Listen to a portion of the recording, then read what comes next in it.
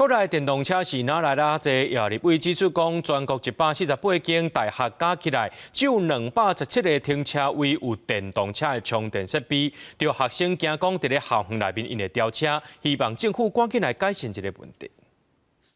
赛车地政伫大学校园内底，踅来踅去，就是找无电动车通充电的车位。毋但政大有立委统计，阳明高大、清华、台师大等等大学拢有这款状况。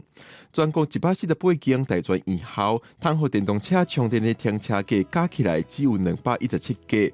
立委收到真情，希望伫校园内增加电动车停车格甲充电设备，有同学感觉真有利。我觉得可以增设啊，现在很多人就使用电动车，就是现在越来越多这种东西，那学校如果有增设的话，学生当然会更方便。根据交通部的统计，到今年顶半年，国内已经有8.7万台电动小客货车登记。顶半年新领牌的电动车超过19000台。电动车充电需求增加，中央有管理办法规范，但是大专院校的停车场是无规范。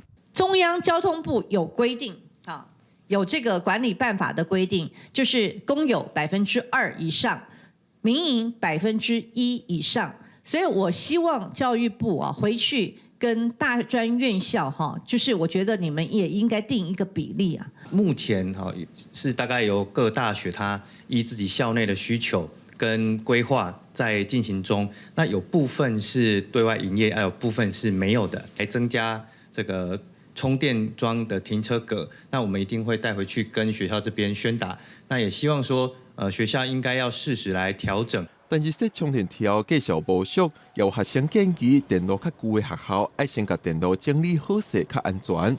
因若政治大学也算过，说一支充电条成本要9万左右，来牵涉工程、线路等等，起6支充电条大约要100万，唔是细条钱学校当咧评估。记者郭明玉凯台北报道。